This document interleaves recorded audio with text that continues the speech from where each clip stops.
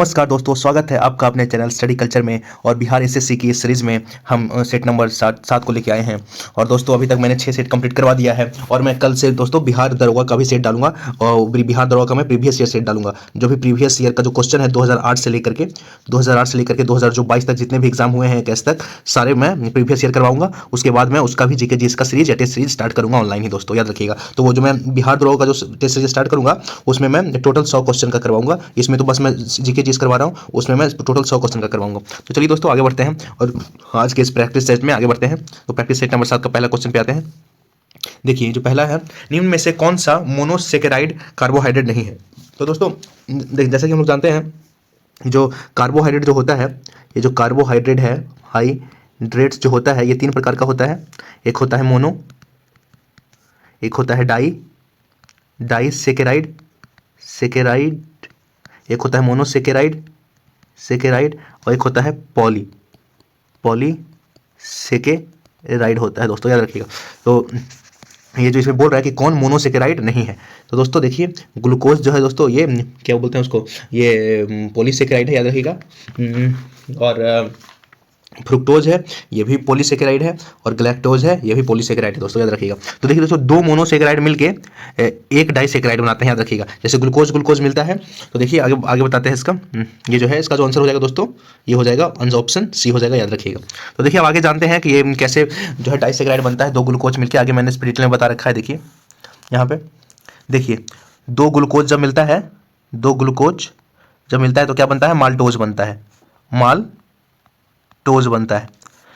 जब एक ग्लूकोज और एक फ्रुक्टोज जब बनता है मिलता है तो क्या बनता है, सुक्रोज बनता है। और एक ग्लैक्टोज, देखिए एक ग्लैक्टोज और एक ग्लूकोज मिलता है तो क्या बनता है, लैक्टोज बनता है। तो याद रखिएगा दोस्तों। और ये डाइसेकेराइड का एग्जांपल हो गया माल्टोज, सुक्रोज और लैक्टोज, याद रखिएगा। पूछ लेता है एग्जाम में दोस्तों कि इसका एग्जांपल बताइए। तो इसका जो होता है दोस्तों ये माल्टोज होता है, माल्टोज, सुक्रोज और लैक्टोज, याद रखिएगा। चलिए आगे देखिए। और हाँ पॉलीसेकेराइड में जो है सेलुलोज पॉलीसेकेराइड का एग्जांपल है। स्टार्च हो गया और ग्लाइकोजन, जो ग्लाइकोजन है दोस्तों वो हमारे यकृत में स्टोर होता है, यानी कि लीवर में स्टोर होता है, याद रखिएगा। तो ये भी एक पॉलीसेकेराइड का एग्जांपल है। स्टार्च जो ये इसमें आलू में पाया जाता है, याद रखिएगा, ज़्यादातर सब्जी में पाया जाता है। और ये सेलुलोज जो है जो कि पेड़ पौधे में पाया जाता है। ये सब पेड़ पौधे इसीलिए हम लोग जो है दोस्तों ये नहीं पचा पाते हैं घास फूस नहीं, घास वास में सेलुलोज का मात्रा बहुत पाया जाता है। तो चलिए आगे बढ़ते हैं, प्रश्न नंबर 2 पे आते हैं। किस शैली में प्रसिद्ध गया स्थित विष्णु पद मंदिर बनाया गया है। तो दोस्तों जो हमारे यहाँ पे जो बिहार का जो गया है वहाँ एक मंदिर है, याद रखिएगा। वहाँ क्या बोलते हैं, यहाँ पे नागर शैली में बनाया गया है क्या, ये विष्णु पद मंदिर, याद रखिएगा दोस्तों। विष्णु पद मंदिर कहाँ है, गया में है, याद रखिएगा। तो इसका आंसर हो जाएगा ऑप्शन डी। देखिए दोस्तों जो नागर शैली है दोस्तों ये उत्तर भारत में जितने भी मंदिर बनाए गए हैं, उत्तर भारत में जितने भी मंदिर हैं, उत्तर भारत की जो मंदिर है वो नागर शैली में बनाई हुई है, याद रखिएगा। और जो दक्षिणी भारत का जो मंदिर बना है दोस्तों, याद रखिएगा, वो द्रविड़ शैली में है। और जो बेसर शैली है दोस्तों, याद रखिएगा, बेसर शैली जो है जो मध्य भारत में जो है हमारा मध्य भारत में जितने भी मंदिर बनाए गए हैं वो बेसर शैली में बनाए गए हैं। और याद रखिएगा दोस्तों जो बेसर शैली है दोस्तों वो नागर शैली और द्रविड़ शैली का मिश्रण से बना हुआ है दोस्तों, याद रखिएगा। ये जो बेसर शैली है वो किससे, नागर शैली और द्रविड़ शैली के मिक्सर से बना हुआ है, याद रखिएगा दोस्तों। चलिए आगे बढ़ते हैं। तो इसका आंसर हो जाएगा क्या दोस्तों, ये इसका आंसर हो जाएगा नागर शैली में विष्णु पद मंदिर बना हुआ है। चलिए आगे बढ़ते हैं। एहोल प्रशस्ति अभिलेख, जो एहोल प्रशस्ति अभिलेख है वो उसके रचयिता कौन है, बताइए। एहोल जो प्रशस्ति जो अभिलेख है दोस्तों उसके रचयिता कौन है, बताइए। तो इसका आंसर हो जाएगा दोस्तों भारवी। ये जो भारवी थे, भारवी नहीं, ये भारवी के द्वारा ही एहोल प्रशस्ति अभिलेख क्या है रचित इसके रचयिता है एहोल प्रशस्ति अभिलेख के कौन, भारवी हैं। और याद रखिएगा दोस्तों ये जो एहोल प्रशस्ति अभिलेख है ये पुलिकेशन द्वितीय से संबंधित है, याद रखिएगा दोस्तों। चलिए आगे बढ़ते हैं। सतलज और काली नदी के बीच में स्थित हिमालय को क्या कहते हैं। तो देखिए दोस्तों जैसा कि हमारा जो भारत है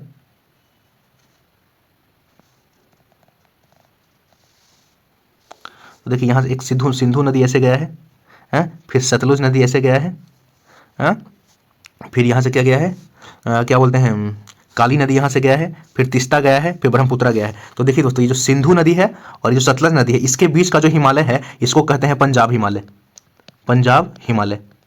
और जो सतलुज और जो काली नदी के बीच है उसको कहते हैं दोस्तों, याद रखिएगा, कुमायूं हिमालय, हिमालय। और कुमायूं याद रखिएगा दोस्तों, उत्तराखंड का एक जिला है। और जो ये जो काली नदी है और ये जो तिस्ता है, इसके बीच के क्या कहते हैं, नेपाल हिमालय, नेपाल हिमालय कहते हैं दोस्तों। और ये जो तिस्ता है और ये जो ब्रह्मपुत्र के बीच में इसको क्या कहते हैं, असम हिमालय कहते हैं। तो याद रखिएगा दोस्तों, हमेशा जब भी प्रश्न आए, जब बोले काली नदी और ये जो सतलज नदी, इसके बीच का जो हिमालय है उसको क्या कहते हैं दोस्तों, उसको कहते हैं हम लोग कुमायूं हिमालय, याद रखिएगा। मैंने बता दिया नेपाल हिमालय किसको कहते हैं, पंजाब किसको कहते हैं, याद रखिएगा। चलिए आगे बढ़ते हैं। देखिए दोस्तों, जैसे कि मैंने बता दिया, पंजाब हिमालय जो ये जो नदी है सिंधु है, और ये जो नदी है क्या है, सतलुज है। इसके बीच में जो है दोस्तों, याद रखिएगा क्या है, पंजाब हिमालय है। और जो सतलुज है और ये जो काली नदी है, ये काली नदी है, इसके बीच में क्या है दोस्तों, कुमायूं हिमालय है। और ये है क्या, यहाँ पे क्या है, ये तिस्ता है दोस्तों, याद रखिएगा, ये तिस्ता है। और यहाँ से जो एक आता है, क्या बोलते हैं, ब्रह्मपुत्र। तो यहाँ पे क्या होता है, असम हिमालय हो गया, यहाँ पे नेपाल हो गया, काली और तिस्ता के बीच में, और ये हो गया नेपाल हिमालय, याद रखिएगा। चलिए आगे बढ़ते हैं। द्वितीयक प्रदूषक निम्नलिखित में से कौन है। तो जो द्वितीयक प्रदूषक है दोस्तों, वो याद रखिएगा क्या है, स्मॉग है दोस्तों। एक सेकेंड, हाँ, ये जो है स्मॉग क्या होता है दोस्तों, स्मॉग अभी देखिए, जैसे कि ये दिल्ली विल्ली में जब जाते होंगे ठंड के समय में, तो बिल्कुल कोहरा जैसा रहता है दोस्तों। कोहरा जो रहता है, जिसमें हवा में जो रहता है, गैस में सॉलिड की मात्रा बढ़ जाना, सॉलिड की मात्रा मतलब गैस में जो है, ये जो ठोस पदार्थ जो होते हैं की मात्रा होती है, उसी को क्या बोलते हैं, स्मॉग बोलते हैं दोस्तों, याद रखिएगा। तो ये जो है द्वितीयक जो प्रदूषक है दोस्तों, वो याद रखिएगा, स्मॉग है, याद रखिएगा।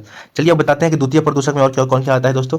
द्वितीय प्रदूषक में ये जो O3 है दोस्तों, ये भी द्वितीयक प्रदूषक में आता है। और ये जो CFC वगैरह है, ये भी द्वितीयक प्रदूषक में आता है दोस्तों, याद रखिएगा। चलिए आगे बढ़ते हैं। बंधुआ मजदूरी व्यवस्था का निराकरण संविधान के किस अनुच्छेद से संबंधित है, बताइए।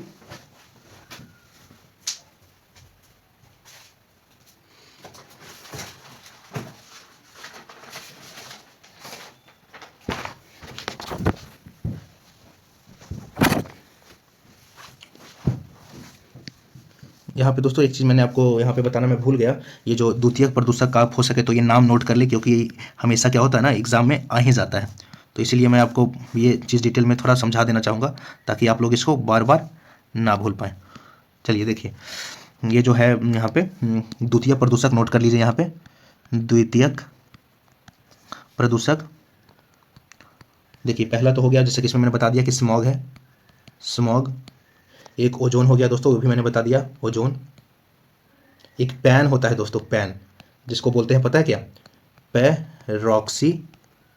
पैरोक्सी एसीटाइल नाइट्रेट, ये भी दोस्तों द्वितीय प्रदूषक में आता है, याद रखिएगा। तो ये तीनों जो है दोस्तों, ये क्या है, द्वितीय प्रदूषक है, याद रखिएगा दोस्तों। याद आता है इसलिए मैंने इसको दोबारा नोट करवा दिया, मुझे याद आ गया तो मैंने नोट करवा दिया। चलिए आगे बढ़ते हैं। अब देखिए दोस्तों कि ये जो बंधुआ मजदूरी जो व्यवस्था है दोस्तों, बंधुआ मजदूरी व्यवस्था का निराकरण, जो बंधुआ मजदूरी मतलब किसी को गुलाम बना के मजदूरी नहीं करवा सकते हैं, ये किस अनुच्छेद में है दोस्तों। तो जैसा कि देखिए दोस्तों, मैं ये छाट लेता हूं, जैसे कि अनुच्छेद जो 23-21 में है, क्या है, प्राण एवं दैहिक स्वतंत्रता का उल्लेख किसमें मिलता है, यानी कि इसको वैसे भी बोलते हैं जीवन का अधिकार। जीवन का अधिकार किसमें है, अनुच्छेद 21 में। अनुच्छेद 23 में क्या है दोस्तों, बोलने का स्वतंत्रता, बोलने की स्वतंत्रता, यानी कि फ्रीडम ऑफ स्पीच भी इसको इंग्लिश में बोलते हैं। फ्रीडम ऑफ जो स्पीच है किसमें मिलता है दोस्तों, याद रखिएगा, अनुच्छेद 19 में। और ये जो इसका जो आंसर हो जाएगा दोस्तों, याद रखिएगा, इसका आंसर हो जाएगा ऑप्शन बी हो जाएगा, याद रखिएगा दोस्तों। क्योंकि जो बालात श्रम है, जिसको बालात श्रम और क्या बोलते हैं, ये मानव के साथ दुर्व्यवहार और बालात श्रम पर प्रतिषेध का जो ये मिलता है दोस्तों, याद रखिएगा, जो बंधुआ मजदूरी का निराकरण किसमें है, अनुच्छेद 23 में है। इसी को बोलते हैं कि मानव के साथ क्या दुर्व्यवहार नहीं कर सकते हैं, और बालात श्रम पे प्रतिषेध है, और बालात यानी कि बाल श्रम पे प्रतिषेध है दोस्तों, याद रखिएगा। और जो अनुच्छेद 24 में जो मिलता है उल्लेख, याद रखिएगा कि अगर कारखाने में कारखाने में 14 वर्ष से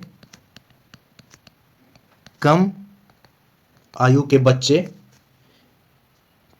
बच्चे के काम पर प्रतिषेध है, याद रखिएगा।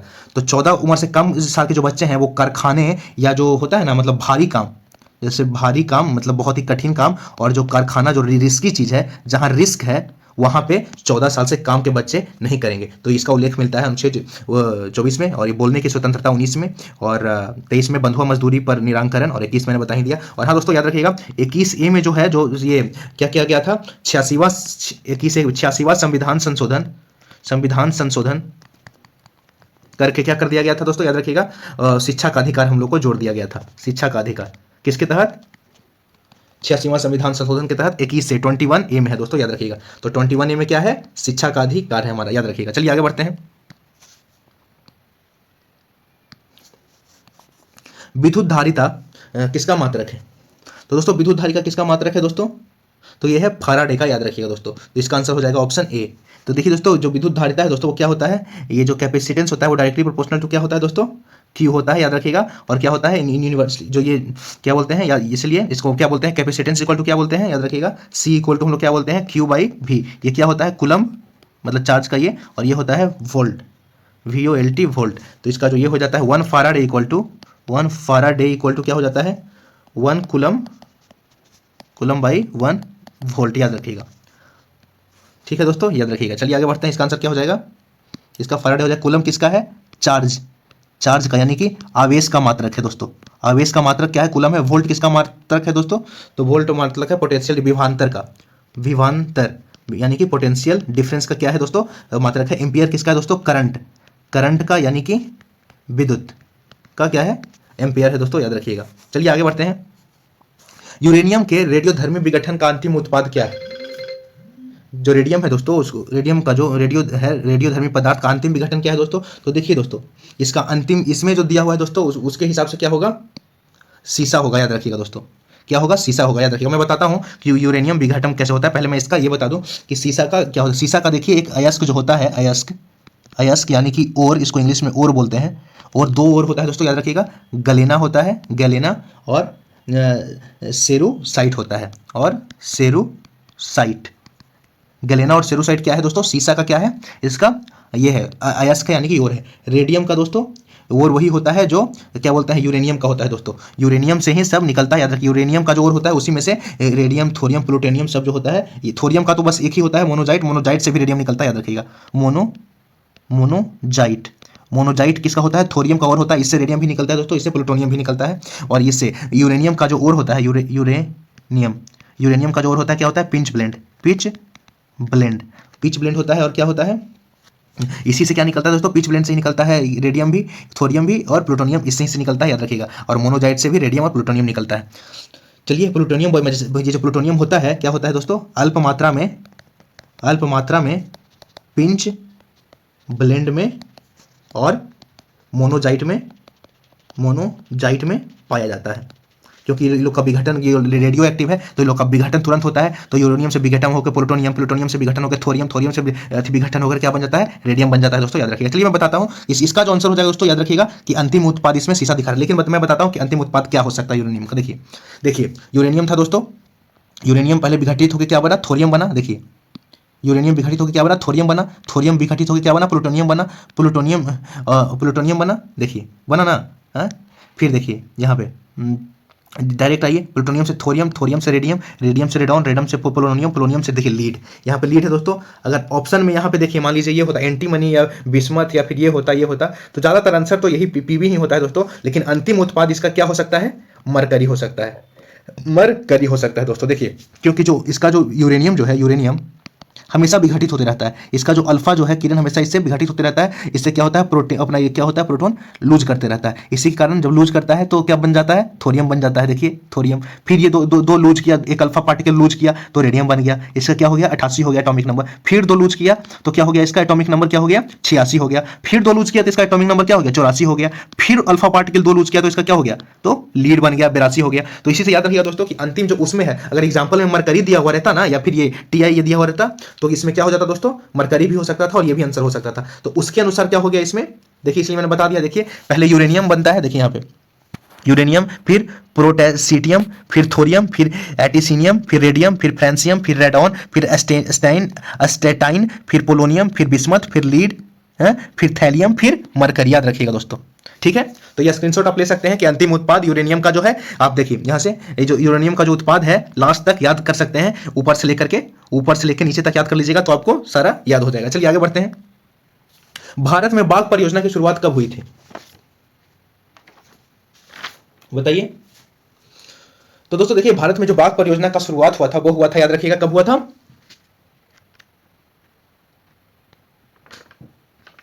वो हुआ था 1973 में दोस्तों, याद रखिएगा दोस्तों।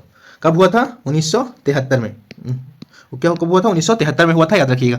देखिए दोस्तों मैंने बता दिया है बहुत सारे जो टाइगर रिजर्व है, जो पहला जो टाइगर रिजर्व था दोस्तों वो याद रखिएगा कौन था, ये Jim Corbett national park, Jim Corbett national park, जिसका क्या हुआ था 1 अप्रैल, इसका क्या बोलते हैं, बाघ परियोजना के तहत 1 अप्रैल 1973 को जिम कॉर्बेट को पहला टाइगर रिजर्व बनाया गया था, याद रखिएगा दोस्तों। देखिए है ना, चलिए आगे बढ़ते हैं। निम्नलिखित में से कौन सा युग्म सुमेलित नहीं है, तो देखिए दोस्तों बोल रहा है कि कौन, बक्सर का युद्ध दोस्तों। तो देखिए इसका जो आंसर हो जाएगा दोस्तों वो कौन हो जाएगा, ऑप्शन बी हो जाएगा। देखिए क्योंकि देखिए यहाँ पे जो है बक्सर का जो युद्ध हुआ था दोस्तों वो मीर जाफर नहीं, मीर कासिम से हुआ था दोस्तों, मीर कासिम और अंग्रेज में हुआ था, समझे। और बक्सर का युद्ध कब हुआ था दोस्तों, तो ये हुआ था 1764 में, याद रखिएगा दोस्तों। और ये जो बांडीवास का जो युद्ध था दोस्तों वो फ्रांसीसी और ईस्ट इंडिया कंपनी के बीच हुआ था। और कब हुआ था ये हुआ था 1760 ईस्वी में, याद रखिएगा। 1760 में हुआ था बांडीवास का युद्ध, ब्रिटिश में और किसमें, फ्रांसीसी में। जालियांवाला जो बाग जो कांड हुआ था दोस्तों वो याद रखिएगा हुआ था अप्रैल 1919 में, याद रखिएगा दोस्तों। 1919 में, ये कब हुआ था, 1919 में, कब, अप्रैल में हुआ था, 13 अप्रैल को, याद रखिएगा। 13 जो अप्रैल है उसको हम लोग शोक दिवस के, ब्लैक डे के रूप में मनाते हैं दोस्तों। 13 अप्रैल 1919 को ये जो क्या बोलते हैं, जो लॉर्ड डलहौजी था उसने, मतलब वहाँ पे आए थे लोग मीटिंग करने, वहाँ पे गोली चलवा दिया था, बहुत सारे लोग मर गए थे दोस्तों। जो खेरा सत्याग्रह हुआ था दोस्तों वो कब हुआ था, याद रखिएगा 22 मार्च 1918 को हुआ था, याद रखिएगा। तो ये जो है दोस्तों, ये जो हुआ खेरा जो का युद्ध है, ये कोई युद्ध नहीं था, ये क्या था, एक सत्याग्रह था दोस्तों। सत्याग्रह जो कि मिल मजदूरों ने अपने किसके लिए, अपने क्या उसको क्या बोलते हैं, बोनस को लेकर के, बोनस बढ़ाने को लेकर के इसमें ये किया था दोस्तों, अपना ये किया था, आंदोलन किया था, खेरा सत्याग्रह, गुजरात के किसानों ने, ठीक है, याद रखिएगा। चलिए आगे बढ़ते हैं। इसका आंसर हो जाएगा दोस्तों ऑप्शन बी सही है। पांडिचेरी की संधि किसके किसके बीच हुई थी, तो जो पांडिचेरी की संधि हुई थी दोस्तों वो याद रखिएगा किसके किसके बीच हुई थी, अंग्रेज और फ्रांसीसी के बीच हुई थी, याद रखिएगा। किसके बीच हुई थी, अंग्रेज और फ्रांसीसी के बीच हुई थी दोस्तों। चलिए आगे बढ़ते हैं। The economic history of India, the economic history of India के लेखक कौन है, बताइए। डायरेक्ट यही पूछ रहा है, निष्कासन का सिद्धांत है, लेकिन डायरेक्ट आपसे क्या पूछेगा दोस्तों, याद रखिएगा कि ये जो इकोनॉमिक हिस्ट्री ऑफ इंडिया है इसके लेखक कौन है, तो इसके लेखक हैं दोस्तों, याद रखिएगा कौन, रमेश चंद्र दत्त। इसका आंसर हो जाएगा ऑप्शन सी।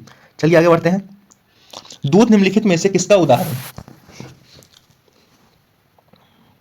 तो दोस्तों देखिए दूध जो है, जो क्या बोलते हैं, उदाहरण है दोस्तों किसका, पायस का। इसका आंसर ठीक होगा, पायस को इंग्लिश में क्या बोलते हैं, इमल्सन, इमल्सन, यानी कि दूध क्या है दोस्तों, किसका है, तो ये जो दूध है दोस्तों याद रखिएगा सॉलिड में, ये क्या बोलते हैं, ये जो इमल्सन है वो एक कोलाइडल सोल है, कोलाइडल सोल है। ये जो बिलियन है दोस्तों एक तरह का, जिसमें क्या बोलते हैं, ये लिक्विड में सॉलिड का ये रहता है दोस्तों, क्या बोलते हैं, मिश्रण रहता है, याद रखिएगा। फेन जो है दोस्तों याद रखिएगा ये एक फोम का उदाहरण है, फोम का, फोम जो होता है ना, फोम जो साबुन से निकलता है, तो ये भी एक तरह का अथी है दोस्तों। ये किस तरह का बिलियन है दोस्तों, ये है फेन, क्या बोलते हैं, लिक्विड में क्या बोलते हैं, गैस का एग्जाम्पल है दोस्तों, याद रखिएगा। चलिए आगे बढ़ते हैं। और जो जेल है दोस्तों याद रखिएगा, जो जेल होता है वो क्या होता है, सॉलिड में, यानी कि ठोस में, क्या बोलते हैं, लिक्विड का, यानी कि लिक्विड का मिश्रण होता है, याद रखिएगा दोस्तों। चलिए आगे बढ़ते हैं। इसका आंसर हो जाएगा कौन सा, पायस। जो दूध है दोस्तों वो क्या है, पायस, यानी कि इमल्सन का। चलिए आगे बढ़ते हैं। सुपीरियर झील किन दो देशों के बीच स्थित है, जो सुपीरियर जो झील है तो याद रखिए कहाँ, अमेरिका और कनाडा के बीच। ये जो है अमेरिका और कनाडा के बीच क्या बनाती है, एक सीमा रेखा बनाती है, अमेरिका और कनाडा के बीच, याद रखिएगा। तो इसका आंसर हो जाएगा सुपीरियर झील, याद रखिएगा दोस्तों। चलिए आगे बढ़ते हैं। जीडीपी का आंकड़ा कौन जारी करता है? तो देखिए दोस्तों, जीडीपी का जो आंकड़ा है वो कौन जारी करता है? वो करता है दोस्तों एनएसएसओ करता है, याद रखिएगा। तो इसका जो आंसर हो जाएगा दोस्तों, याद रखिएगा, क्या हो जाएगा? सी हो जाएगा। सी हो जाएगा, एनएसएसओ करता है जारी, याद रखिएगा। और याद रखिए दोस्तों, आरबीआई है, इसकी जो स्थापना हुई थी दोस्तों आरबीआई की, वो कब हुई थी? वो हुई थी 1 अप्रैल 1935 को। और इसके जो वर्तमान में जो अध्यक्ष है दोस्तों, वो याद रखिएगा कौन है? शशिकांत दास है। और दोस्तों ये जो नीति आयोग है दोस्तों, नीति आयोग का जो स्थापना हुआ था 1 जनवरी 2015 को हुआ था। और जो वर्तमान में इसके जो सीईओ हैं दोस्तों, वो याद रखिएगा कौन है? टीबी सोमनाथ। चलिए आगे बढ़ते हैं। इनमें से कौन सा पौधा नाइट्रोजन स्थिरीकरण में सहायक नहीं है? तो देखिए दोस्तों, जितने भी जो दलहन पौधे होते हैं, मैं आपको बता दूं, जितने भी जो दलहन जिससे दाल बनते हैं, दलहन पौधे, वो क्या होता है दोस्तों? वो नाइट्रोजन स्थिरीकरण करते हैं, याद रखिएगा। स्थिरीकरण करते हैं, जितने भी स्थिरीकरण करते हैं, जितने भी दलहन पौधे आप याद रखिए, चना ले लीजिए, मसूर ले लीजिए, मूंग ले लीजिए, जितने भी हैं दोस्तों, सब क्या करेगा? स्थिरीकरण करेगा। मटर हो गया दोस्तों, देखिए मटर का भी दाल बनता है। तो क्या हो गया? ये सब स्थिरीकरण करते हैं, क्योंकि इसमें क्या होता है दोस्तों? नाइट्रोजन होता है। और नाइट्रोजन के कारण क्या, जो अमीनो अम्ल जो होता है, यानी कि जिसको मिलाकर प्रोटीन बनता है, वो क्या होता है दोस्तों? वो क्या बोलते हैं? दलहन पौधे में पाए जाते हैं। तो इसका जो आंसर हो जाएगा दोस्तों, धान। तो धान ऐसा है, इसमें नाइट्रोजन स्थिरीकरण नहीं होता है। तो इसका आंसर ऑप्शन डी हो जाएगा। चलिए आगे बढ़ते हैं। ट्राइसेम योजना निम्न में से किससे संबंधित है? ये जो ट्राइसेम योजना है दोस्तों, वो याद रखिएगा, ये किससे संबंधित है? ये संबंधित है दोस्तों ग्रामीण विकास से। तो इसका जो 17 का जो आंसर हो जाएगा ऑप्शन सी हो जाएगा, याद रखिएगा। यही एक योजना है दोस्तों केंद्र सरकार के द्वारा, जो ग्रामीण विकास के लिए है, याद रखिएगा। तो इसका आंसर हो जाएगा ऑप्शन सी हो जाएगा। निम्नलिखित में से कौन सा बाल्टिक देश नहीं है? तो देखिए दोस्तों, यहाँ पे हो जाएगा, यहाँ पे आंसर आपका ही जाएगा। देखिए टोटल मैं बता दूं कि जो बाल्टिक देश है कौन कौन है। बाल्टिक देश जो है दोस्तों, वो याद रखिएगा, एक बाल्टिक सी है, उसी के इर्द गिर्द 2-4 देश हैं, उनको बाल्टिक देश। स्टार्टिंग में था 3 बाल्टिक देश था, जिसको देखिए, एक एस्टोनिया था, एस्टोनिया, और एक था लातीविया, और एक था लिथुआनिया। लेकिन दोस्तों फिनलैंड को भी कुछ समय बाद फिनलैंड यानी कि फिर इसको भी जोड़ दिया गया किसमें? बाल्टिक में। पहले कौन था? एस्टोनिया, लातविया, लिथुआनिया, पहले 3 ही देश थे, लेकिन फिनलैंड को भी बाद में जोड़ दिया गया। ये भी बाल्टिक देश में आते हैं। बाल्टिक सी है दोस्तों, देखिए इसी के किनारे जो ये देखिए, ये बसा हुआ है और ये भी है, इसलिए इसको बाल्टिक देश बोलते हैं। तो एस्टोनिया आंसर हो जाएगा, लातविया हो जाएगा, लिथुआनिया, और यहाँ पे फिनलैंड भी जो है दोस्तों, वो क्या है? बाल्टिक देश है। तो इसका आंसर ये हो जाएगा, बी हो जाएगा। ये बाल्टिक देश नहीं है, ऑप्शन बी आंसर इसका सही हो जाएगा। चलिए आगे बढ़ते हैं। आधुनिक भारत का प्रथम राष्ट्रवादी कवि किसे कहा जाता है? तो आधुनिक भारत के जो प्रथम राष्ट्रवादी कवि हैं दोस्तों, किनको कहा जाता है? उनको कहा जाता है हेनरी विवियन डिरोजियो को, याद रखिएगा। तो इसका जो आंसर हो जाएगा ऑप्शन डी हो जाएगा। और ये दोस्तों याद रखिएगा, ये यंग बंगाल आंदोलन के नेता भी थे। क्या थे? नेता थे दोस्तों, याद रखिएगा। तो आधुनिक भारत के जो प्रथम राष्ट्रपति कवि थे वो कौन थे? Henry Vivian Derozio. इसका आंसर ऑप्शन सी हो जाएगा। चलिए आगे बढ़ते हैं। कौन व्यक्ति तीनों गोलमेज सम्मेलन में उपस्थित नहीं थे? तो देखिए दोस्तों, यहाँ पे आंसर जो हो जाएगा वो मोहम्मद अली जिन्ना हो जाएगा। ये तीनों गोलमेज सम्मेलन में उपस्थित नहीं थे दोस्तों, याद रखिएगा। चलिए आगे बढ़ते हैं।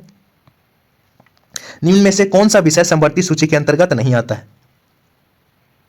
तो 21 का जो आंसर हो जाएगा दोस्तों, वो क्या हो जाएगा? वो डी हो जाएगा, पंचायती राज। ये जो पंचायती राज है दोस्तों, ये क्या है? समवर्ती सूची का हिस्सा नहीं है।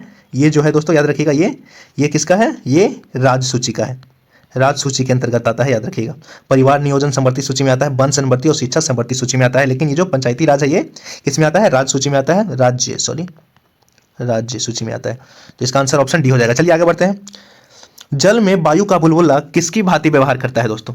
देखिए, तो जल में जो वायु का जो बुलबुला है दोस्तों, वो किसके तरह करता है दोस्तों? ये करता है दोस्तों, याद रखिएगा, ये अवतल लेंस की तरह करता है। अवतल लेंस की तरह करता है दोस्तों, याद रखिएगा। तो अवतल लेंस कैसा होता है? देखिए, अवतल लेंस होता है ऐसा। तो जो जल के अंदर जो बुलबुला बनता है, जैसे ये मान लीजिए इसमें जल भरा हुआ है, इसमें जो बुलबुला होगा वो किसके तरह करेगा दोस्तों? इधर से भी दाब पड़ेगा, इधर से भी दाब पड़ेगा, तो ये बीच में दबेगा। इसके कारण क्या होगा दोस्तों? ये जो इसका जो प्रवृत्ति हो जाएगी, व्यवहार जो हो जाएगा, किसके तरह हो जाएगा? ये अवतल लेंस की तरह। और याद रखिएगा दोस्तों, जो अवतल लेंस है वो बीच में पतला होता है और किनारों पर मोटा होता है। देखिए, है ना, बीच में देखिए पतला है और किनारों पर क्या है? मोटा है। और ये प्रकाश को, किरणों को क्या करता है ये दोस्तों? याद रखिएगा, ये फैलाता है। ये जो जाता है, ये क्या करेगा? ये प्रकाश की किरणों को फैलाता है, याद रखिएगा। और वस्तु में सदैव इसमें, हाँ याद रखिएगा दोस्तों, एक एक चीज़ और, ये जो अवतल जो लेंस है ये हमेशा आभासी, आभासी हमेशा कहीं भी रख दीजिए, फोकस पे रख दीजिए, सेंटर ऑफ कर्वेचर पे रख दीजिए, या फिर आप अनंत पे रख दीजिए, कहीं भी आप रखेंगे ना तो ये क्या बनाएगा, सदैव आभासी, यानी कि क्या बनाएगा, वर्चुअल, हमेशा जो होगा आभासी प्रतिबिंब बनाएगा, याद रखिएगा। और सदैव आभासी और सीधा, आभासी और सीधा यानी कि वर्चुअल और इरेक्ट। जो अवतल लेंस है हमेशा आभासी बनाएगा, याद रखिएगा, और हमेशा सीधा बनाएगा। जो प्रतिबिंब यानी कि इमेज यानी कि प्रतिबिंब जो बनाएगा हमेशा आभासी और सीधा बनाएगा, याद रखिएगा। और जो प्रतिबिंब का जो आकार होगा वो सदैव बीम से छोटा होगा। इसका जो आकार होगा दोस्तों, आकार हमेशा वस्तु से छोटा होगा, हमेशा कहीं भी रख दीजिए, आप अनंत पे रख दीजिए, अनंत से आगे लाइए, बिल्कुल फोकस पे रख दीजिए, केंद्र बिंदु पे कहीं पे भी रख दीजिए, अब वक्रता केंद्र पे रख दीजिए, कहीं पे भी रख दीजिए, वो क्या बनाएगा, आभासी बनाएगा, सीधा बनाएगा, और आकार में हमेशा छोटा बनाएगा, अवतल लेंस का। देखिए, और ये जो होता है उत्तल जो लेंस होता है वो क्या बनाएगा, वास्तविक भी बनाएगा और आभासी भी बनाएगा। ये प्रतिबिंब उल्टा बनाएगा और सीधा भी बनाएगा, और ये जो आकार होगा छोटा बड़ा कुछ भी हो सकता है, इसमें याद रखिएगा। चलिए आगे बढ़ते हैं। निम्नलिखित में से कौन सा सम्मिलित नहीं है? तो देखिए दोस्तों, जो संथाल विद्रोह है दोस्तों वो याद रखिएगा। संथाल विद्रोह कब हुआ था? संथाल विद्रोह हुआ था दोस्तों, याद रखिएगा, क्वेश्चन पूछ लेता है, ये हुआ था 30 जून 1855 में। किसके द्वारा? एक संथाल जनजाति के द्वारा, जो झारखंड में है दोस्तों, याद रखिएगा, झारखंड में। तो ये जो हुआ था दोस्तों, किया गया था दोस्तों, ये सिंधु और कान्हू थे इसके नेतृत्व करता, तो ये सही हो गया। रामोसी विद्रोह, तो रामोसी जो विद्रोह था दोस्तों वो चीतर सिंह के द्वारा किया गया था, सही है। और जो रामोसी विद्रोह हुआ था दोस्तों वो 2 बार हुआ था, याद रखिएगा, 1822 से 29 के बीच एक बार हुआ था, और एक बार हुआ था 1879 में, याद रखिएगा, जिसका जो नेतृत्व करता थे दोस्तों, याद रखिएगा, कौन थे? वासुदेव बलवंत फड़के। तो रामोसी विद्रोह 2 बार हुआ था, याद रखिएगा, समझे। और रामोसी विद्रोह जो हुआ था दोस्तों वो याद रखिएगा कहाँ हुआ था? महाराष्ट्र में, महाराष्ट्र में, याद रखिएगा। तो कहाँ हुआ था रामोसी विद्रोह? महाराष्ट्र में हुआ था। और ये जो कोल विद्रोह हुआ था दोस्तों वो याद रखिएगा कहाँ हुआ था? ये कोल विद्रोह जो हुआ था वो छोटा नागपुर में हुआ था, छोटा नागपुर में हुआ था। कहाँ? छोटा नागपुर कहाँ है? तो झारखंड में हुआ था। और कब हुआ था? 1829 से 39 के बीच हुआ था, याद रखिएगा। और इसके जो क्या बोलते हैं, ये थे, क्या बोलते हैं, जो नेता थे, जो प्रमुख वो थे बुद्धो भगत। और इसके 2 नेता और थे दोस्तों, याद रखिएगा, मदरा महतो और कौन थे? जोया भगत, याद रखिएगा। तो ये आंसर इसका ये भी सही है, ये भी सही है, ये भी सही है। देखिए दोस्तों, लेकिन यहाँ पे जो है पागलपंथी विद्रोह, इसके जो नेतृत्व करता जो नेता थे वो कौन थे दोस्तों? वो थे, याद रखिएगा, कमर शाह थे। तो ये हो जाएगा गलत दोस्तों, तो ये सम्मिलित नहीं है, ये गलत है बिल्कुल। ये तीनों सही है, गलत। और पागलपंथी जो विद्रोह हुआ था दोस्तों वो याद रखिएगा, ये भी 2 बार हुआ था। एक बार हुआ था 1825 से 27 के बीच में, और एक बार हुआ था 1832 से 33 के बीच में, याद रखिएगा दोस्तों। तो इसका आंसर हो जाएगा ऑप्शन, क्या हो जाएगा ऑप्शन? ये ऑप्शन डी आंसर इसका सही हो जाएगा। चलिए आगे बढ़ते हैं। निम्नलिखित युद्ध को कालक्रम के अनुसार व्यवस्थित करें। तो देखिए दोस्तों, मैंने पहले ही बताया कि जो बाड़ी बांस का युद्ध हुआ था वो कब हुआ था दोस्तों? 22 जून 1760 को। ये जो हुआ था कब हुआ था? 22 जून 1760 को हुआ था। प्रथम कर्नाटक युद्ध कब हुआ था दोस्तों? तो प्रथम जो कर्नाटक युद्ध हुआ था वो याद रखिए कब हुआ था? 1744 से 48 के बीच हुआ था, 1744 से 48 के बीच हुआ था। और बेदरा का युद्ध कब हुआ था दोस्तों? तो बेदरा का युद्ध जो हुआ था अंग्रेज और डच के बीच में हुआ था, ये 1779 में हुआ था। तो ये बेदरा का युद्ध याद रखिए, पूछ लेता है, किसके बीच? अंग्रेज और डच के बीच हुआ था, याद रखिएगा। डच जो भी किसके, नीदरलैंड को बोलते हैं, नीदरलैंड प्रेजेंट में। और जो प्रथम आंग्ल मसूरी युद्ध हुआ था दोस्तों, ये हुआ था 1767 से 69 के बीच। किसके किसके बीच? हैदर अली और अंग्रेज के बीच। अंग्रेज, इसमें मराठा और निजाम, ये तीनों मिलकर किससे लड़ रहे थे? हैदर अली से लड़ रहे थे। और फिर भी हैदर अली ने इन तीनों को पराजित कर दिया था, याद रखिएगा दोस्तों, समझे। तो और ये इसके जो उस समय जो ये थे, क्या बोलते हैं, आंग्ल मसूरी युद्ध के समय जो ये क्या बोलते हैं, गवर्नर थे अंग्रेज के, वो कौन थे? बेरे लस्ट थे। तो ये भी प्रश्न बन जाता है कि प्रथम आंग्ल अस्कुर के समय भारत के गवर्नर, अंग्रेज का जो गवर्नर था वो कौन था? तो वो बेरे लस्ट था दोस्तों, याद रखिएगा। तो देखिए अब कालक्रम के अनुसार समझाइए। तो सबसे पहले कौन हुआ था? तो 2 हो जाएगा आंसर। फिर क्या हुआ था दोस्तों? तो फिर हुआ था बेदरा का युद्ध हुआ था। फिर क्या हुआ था? बाड़ीवास का युद्ध हुआ था, तो 1 हो जाएगा। फिर क्या हुआ था? तो इसका आंसर हो जाएगा 2, 3, 1, 4। तो 2, 3, तो इसका आंसर ऑप्शन डी हो जाएगा, याद रखिए दोस्तों। जो अब ये एक चीज और, प्रथम जो कर्नाटक युद्ध हुआ था, द्वितीय और तृतीय, तो 3 कर्नाटक युद्ध। तो पहला जो हुआ था दोस्तों याद रखिएगा 1744 से 48 के बीच हुआ था। तो किस लिए हुआ था दोस्तों? ऑस्ट्रिया के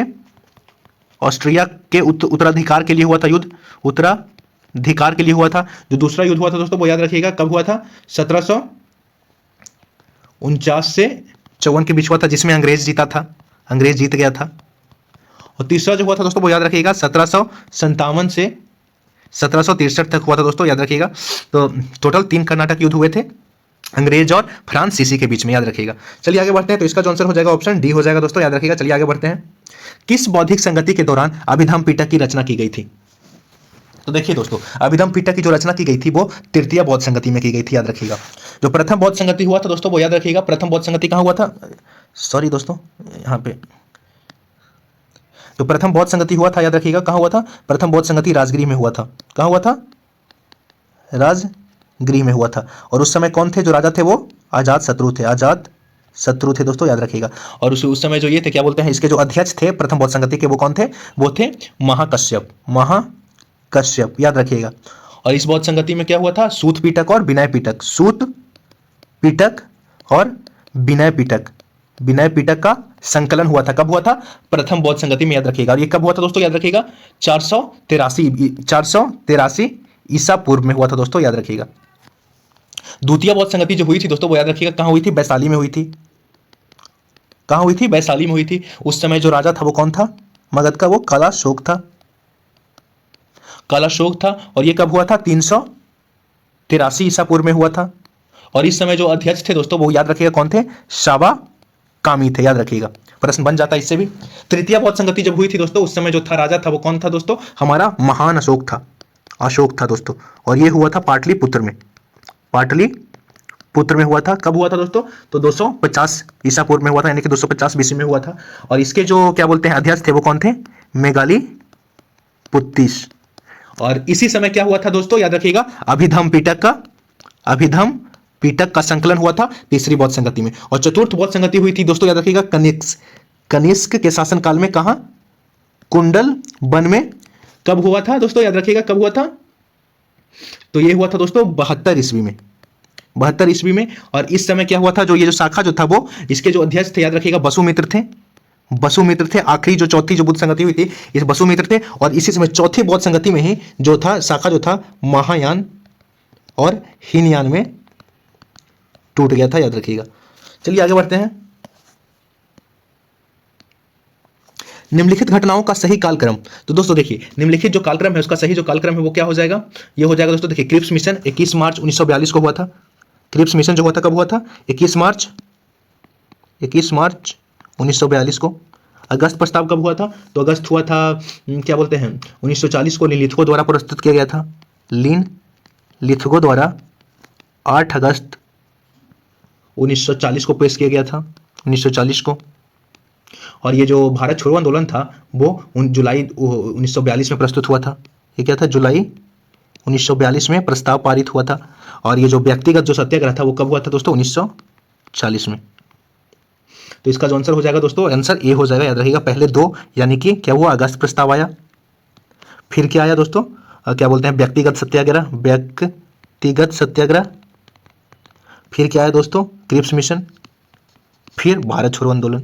तो भारत छोड़ो आंदोलन क्रिप्स मिशन 1942 में ही आया था, याद रखिएगा 1942 में ही। लेकिन ये मार्च में आया था और ये तो 19 जुलाई में इंट्रोड्यूस ही हुआ था। और अगस्त प्रस्ताव 1940 में और व्यक्तिगत सत्याग्रह भी 1940 में, लेकिन ये अगस्त में आया था और ये बाद में आया था, याद रखिएगा। चलिए आगे बढ़ते हैं। निम्नलिखित में कौन सी नदी विषुवत रेखा को 2 बार काटती है? तो दोस्तों विषुवत रेखा को देखिए दोस्तों, एक ही नदी है जो 2 बार काटती है। जो जैसे कि देखिए यहाँ पे जो विश्व है, यहाँ पे देखिए उत्तरी अमेरिका, दक्षिणी अमेरिका, यहाँ पे देखिए यूरोप, एशिया, यहाँ पे देखिए ये क्या है अधिक क्या।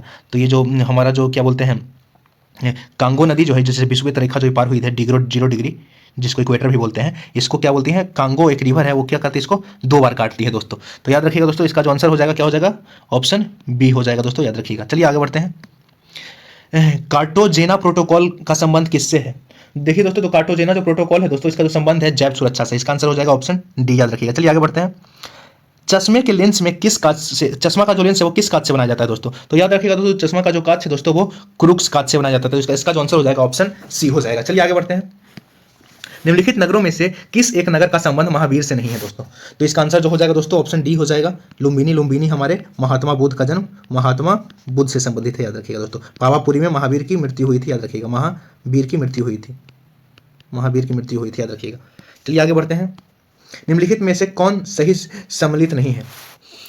तो देखिए दोस्तों, जैसा कि मैंने बताया था दोस्तों, ये जो कलचुरी है इसकी जो राजधानी है अजमेर नहीं है, याद रखिएगा। इसकी राजधानी शक्तिमती है, शक्तिमती है, जिसको क्या बोला जाता है, संथीबती भी कहा जाता है, संथीबती या सत्यवती ऐसा कुछ कहा जाता है। लेकिन इसका जो थी कलचुरी का जो राजधानी है वो कहाँ है, शक्तिमती है। प्रतिहार का कन्नौज है, सोलंकी का अहिलवारा, चंदेल का खजुराहो और महोबा है। ये सही है। चलिए इसका जो आंसर हो जाएगा ऑप्शन सी हो जाएगा। ये सुमिलित नहीं है दोस्तों, याद रखिएगा, ये सुमिलित नहीं है, तो इसका आंसर ऑप्शन डी हो जाएगा। चलिए आगे बढ़ते हैं।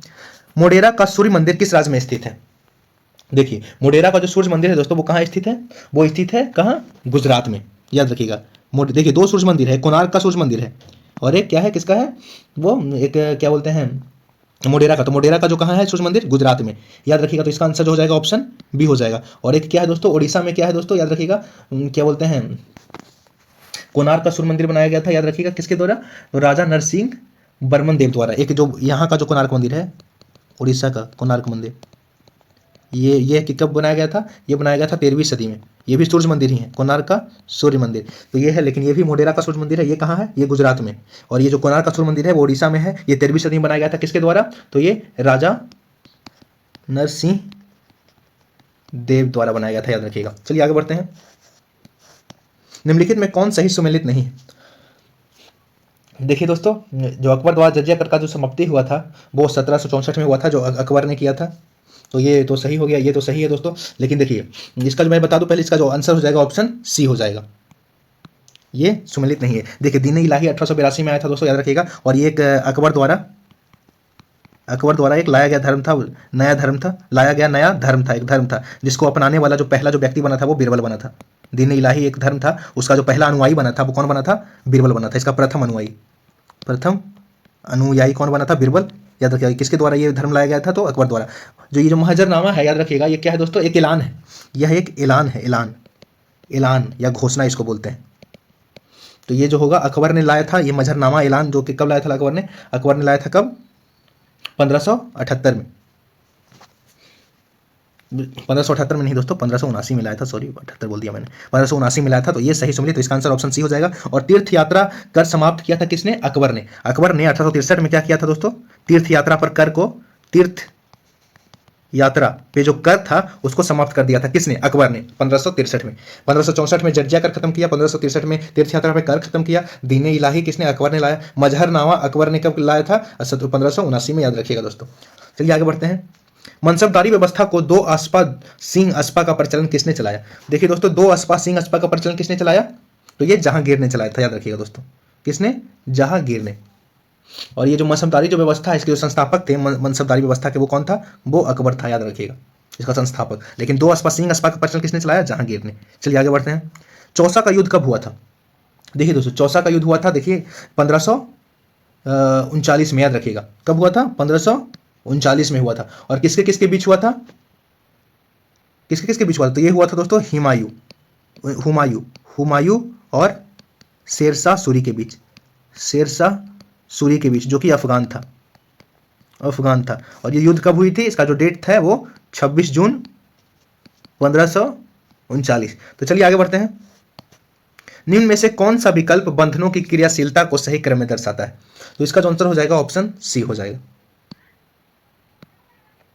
जैसे सबसे ज्यादा जो होगा दोस्तों, 3 बंधन है, ये ज्यादा क्रियाशील होगा, 2 है वो 2 से ज्यादा होगा। और ये जो सबसे ज्यादा क्रियाशील होगा दोस्तों, ये 3 होगा। ये कम क्रियाशील होगा, ये उससे कम ज्यादा होगा क्रियाशील, और ये इससे ज्यादा होगा। जैसे कि देखिए, मान लीजिए कि ये है मीथेन है, तो ये कम क्रियाशील होगा। लेकिन यही देखिए, मान लीजिए ऐसे कर देते हैं आप,